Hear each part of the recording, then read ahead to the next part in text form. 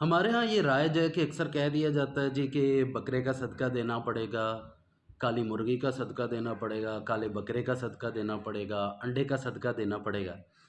تو کیا یہ صدقات ہوتے ہیں یا نہیں؟ یہ بڑا کامن سا سوال ہے۔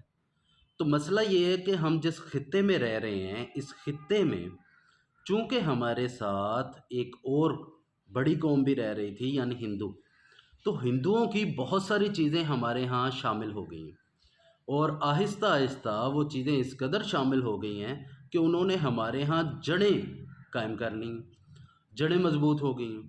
اچھا، اب یہ انڈے کا صدقہ چلے گا کہ نہیں چلے گا، اور یہ بکرے کا صدقہ، اس حوالے سے استدلال کے طور پر یہ کہا جاتا ہے کہ عقیقہ، جب کوئی بچہ پیدا ہوتا ہے تو شریعت اسلامیہ نے جو عقیقے کا حکم دیا ہے، تو عقیقے میں جان کو صدقہ کیا جاتا ہے، تو اسی طرح یہ بھی صدقہ ہے۔ یہ ذہن میں رکھیے گا کہ شریعت اسلامیہ کے معیارات وہی ہیں جو رسول اللہ صلی اللہ علیہ وسلم نے دیے ہیں۔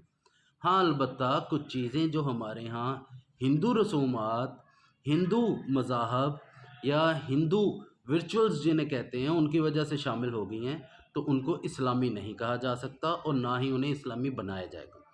بلکہ اگر صدقہ خیرات کرنی ہو تو وہی کیا جائے گا جن کی ہمارے ہاں رسول اللہ صلی اللہ علیہ وسلم یا صحابہ اکرام یا شریعت اسلامیہ اجازت دیتی ہے۔